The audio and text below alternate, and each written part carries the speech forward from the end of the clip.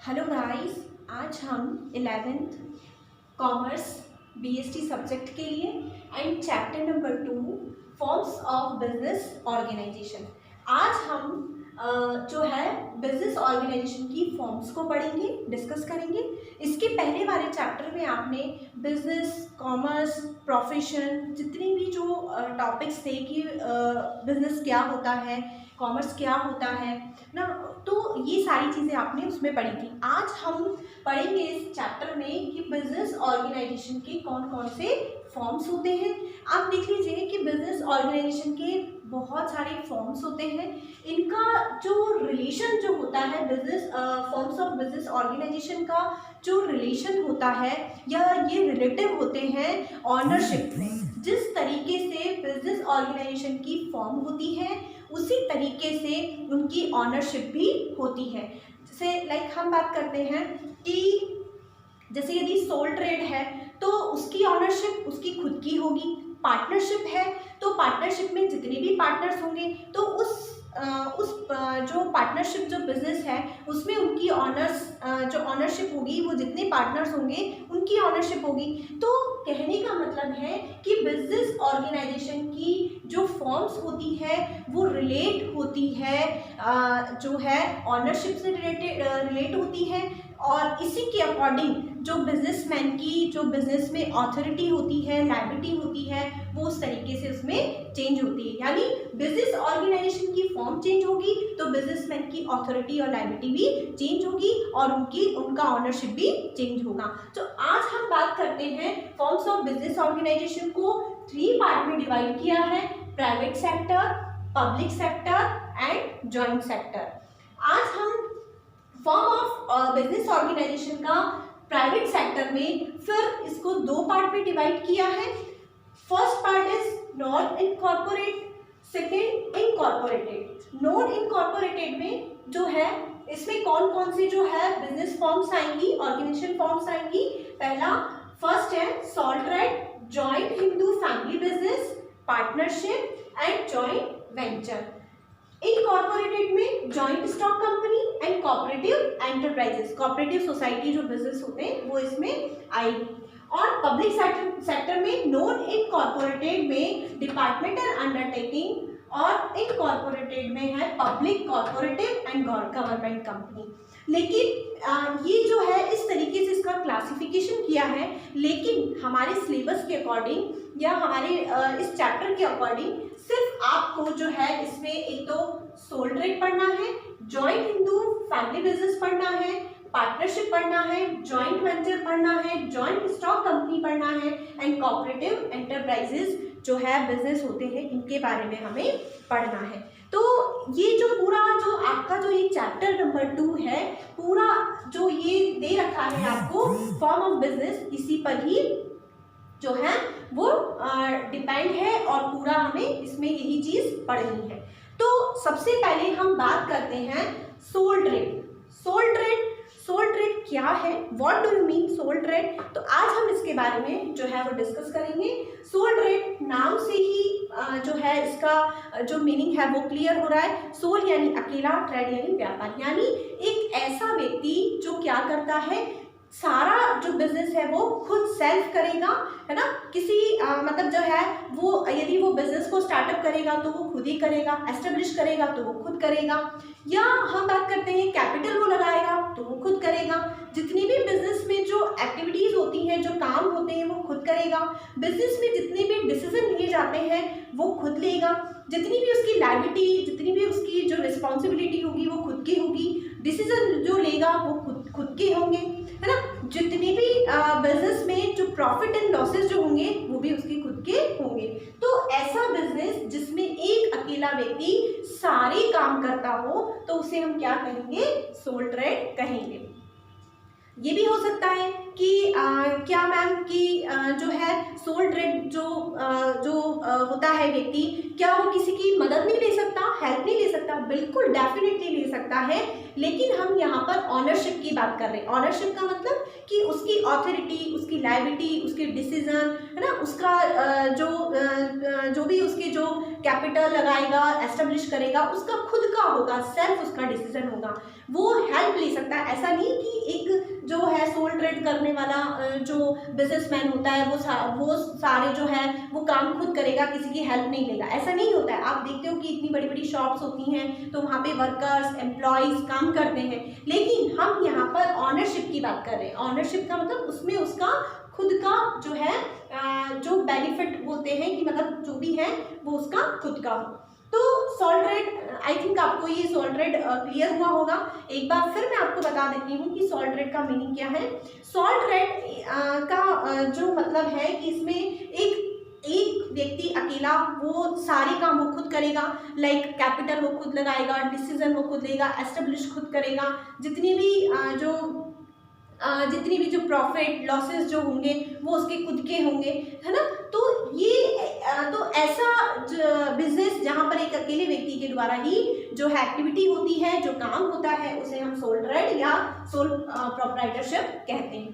अब हम बात करते हैं सोल ट्रेड के जो है फीचर्स ऑफ सोल ट्रेड, कि सोल ट्रेड के फीचर्स क्या हैं। बच्चों इसको आप, इस टॉपिक को आप इम्पॉर्टेंट कर लीजिए, सोल ट्रेड वाला। ये एग्जाम में इसके जो है फीचर्स जो है लाइक इसकी मीनिंग एंड फीचर्स पूछ लिए जाते हैं 2 मार्क्स के क्वेश्चन में, तो आप इसको इम्पॉर्टेंट कर लीजिए। और हम अब आगे डिस्कस करते हैं फीचर ऑफ सोल ट्रेड। उसमें फर्स्ट पॉइंट है formation and closure. Sole trade का जो फॉर्मेशन है और क्लोजर है बहुत इजी होता है। फॉर्मेशन लाइक बहुत इजी से उसको एस्टेब्लिश कर सकते हैं, उसकी स्थापना कर सकते हैं, इसमें कोई लीगल फॉर्मेलिटीज़ नहीं होती हैं या बहुत ज़्यादा जो लीगल जो कार्यवाही होती है वो नहीं होती। इजी गोइंग, यदि कोई भी व्यक्ति यदि सोल ट्रेड करना चाहता है तो छोटी या बहुत कम जो फॉर्मेलिटीज़ करके वो अपने इस बिज़नेस को स्टार्ट कर सकता है। कुछ एक ऐसे बिजनेस है जिसमें लाइसेंस की रिक्वायरमेंट होती है, तो वो अपना लाइसेंस लेकर जो है वो सोल ट्रेड को की फॉर्मेशन कर सकता है या एस्टेब्लिश कर सकता है। क्लोजर, जिस तरीके से उसका एस्टेब्लिशमेंट होगा उसी तरीके से उसका क्लोजर भी होगा, तो यानी जब चाहे तब उसको जो है क्लोज कर सकता है और जब चाहे उसको क्या कर सकता है, उसको स्टार्टअप कर सकता है। सेकेंड पॉइंट बात करते हैं लायबिलिटी लाइक जो सोल ट्रेड की जो लायबिलिटी होती है वो जो होती है वो अनलिमिटेड होती है। अनलिमिटेड लाइक हम बात करते हैं, आप इसको एग्जांपल के थ्रू समझिए कि सोल ट्रेड सपोज करो कि यदि उसके बिजनेस में यदि लॉस हो जाता है तो और लॉस होने के बाद उसने यदि किसी से लोन लिया है, किसी ने यदि पैसा लिया है तो उसको क्या करना होगा, उसको जो है वो पे करना होगा, उसको चुकाना होगा। तो इसके लिए ऐसा नहीं है कि उसके बिजनेस में जितनी कैपिटल लगी है उतना ही वो सबको जो है वो जो उससे जो मतलब पैसा मांगते हैं तो वो जितना उसने कैपिटल लगाया है उतना ही वो उसको क्या कर देगा, पे कर देगा। ऐसा नहीं होगा कि बल्कि वो क्या है, उसकी लायबिलिटी अनलिमिटेड है, यानी वो अपनी घर की भी जो उसकी एसेट्स है, प्रॉपर्टीज है, उसका वो यूज किसमें कर सकता है, बिजनेस में कर सकता है। जैसे एग्जांपल से समझिए, सपोज यदि कोई एक बिजनेसमैन है और उसने अपना बिजनेस जो है वो स्टार्टअप किया है, सोल ट्रेड स्टार्टअप किया है, उसको जो है लॉस हो जाता है और उसके ऊपर कम से कम एटलीस्ट 25 लाख का उसके ऊपर जो है उधार है या उसको किसी को पे करना है या उसको जो है वो रिटर्न करना है। तो इसके लिए यदि बिजनेस में वो सारा सब कुछ क्लोज करने के बाद सबको उसकी जो प्रॉपर्टी है, जो एसेट्स है, उसको बेच दी, फिर उसके पास सपोज 20 लाख ही आए हैं लेकिन उसको देना कितना है, 25 लाख, तो वो क्या करेगा, 20 लाख उसने उसको दे दिया, अब 5 लाख उसको और देने। तो ऐसा नहीं है कि वो जितनी उसकी बिजनेस में प्रॉपर्टी है उतनी ही वो देगा, नहीं, बल्कि 5 लाख रुपए अगर उसको देने हैं तो वो अपनी घर की जो प्रॉपर्टी है उसको वो यूज करके उसको पूरा जो है 25 लाख जो उसको देने हैं वो उसको देगा। यानी उसकी लायबिलिटी क्या हो गई, अनलिमिटेड हो गई। ऐसा नहीं है कि उसकी लायबिलिटी लिमिट है या लिमिटेड है कि भाई जितना उसने लगाया है, जितना उसको मतलब उसके पास बिजनेस में है तो उतना ही वो पे करेगा, नहीं, जितना उसने उधार लिया है, जितना उसका लोन है वो उसका चुकता या तो अपनी घर की प्रॉपर्टी से करे या अपने बिजनेस की प्रॉपर्टी से करे। तो सोल जो ट्रेडर्स होते हैं उनकी लायबिलिटी क्या होती है, अनलिमिटेड होती है। आगे हम बात करते हैं बच्चों sole risk bearer and profit जो है रेसिपेंट। इसमें जो है रिस्क जो होती है वो खुद को बियर करनी होती है। आपको मैंने इसका मीनिंग में बताया था कि एक अकेला जो व्यक्ति है वो यदि अकेला ही बिजनेस कर रहा है तो रिस्क भी उसी की होगी, प्रॉफिट भी उसी का ही होगा। यदि कोई लॉसेज होते हैं तो भी उसी के ही उसको बियर करने होंगे। उसके बाद नेक्स्ट इसका फीचर है कंट्रोल। डेफिनेटली कि कंट्रोल यानी सोल जो ट्रेड है उस पर जो कंट्रोल किया जाता है वो उसका जो सोल ट्रेडर जो होता है उसी का ही कंट्रोलिंग जो पावर उसके खुद के हाथ में होगी, डिसीजन उसके खुद के हाथ में होंगे। कोई जो है अदर जो है वो इंटरफेरेंस नहीं कर सकता या इन्वॉल्व नहीं हो सकता, यानी कंट्रोलिंग पावर उसके हाथ में होती है। नेक्स्ट जो फीचर्स हैं no separate entity. No separate entity मतलब इसमें सोल ट्रेड एंड जो बिजनेसमैन है ये दोनों जो है वो एक ही होते हैं, अलग अलग नहीं होते हैं। जैसे आप आगे जब कंपनी पढ़ोगे जॉइंट स्टॉक कंपनी तो इसमें कंपनी का जो एक्सिस्टेंस जो होता है, अस्तित्व होता है वो अलग होता है, और कंपनी जो स्टार्ट करने वाले जो होते हैं उनका जो है अस्तित्व अलग होता है, यानी वो दोनों अलग होते हैं। यानी कंपनी की प्रॉपर्टी अलग और कंपनी को चलाने वाले की प्रॉपर्टी अलग। लेकिन इसमें सोल ट्रेड में ऐसा नहीं होता है ना, इनका किसी भी तरीके से जो सेपरेट एंटाइटी नहीं होती। जो बिजनेस की प्रॉपर्टी होगी, लायबिलिटी होगी, वही सोल ट्रेडर की भी लायबिलिटी और जो है एसेट्स होगी। तो इसमें कोई जो है सेपरेट नहीं होता।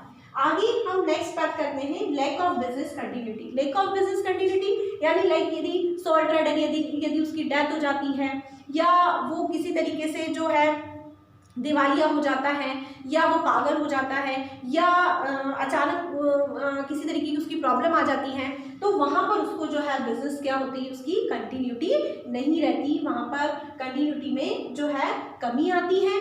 तो क्योंकि वो अकेला व्यक्ति अगर उसी को कुछ हो जाता है तो वो कैसे उसको कंटिन्यू रख सकता है।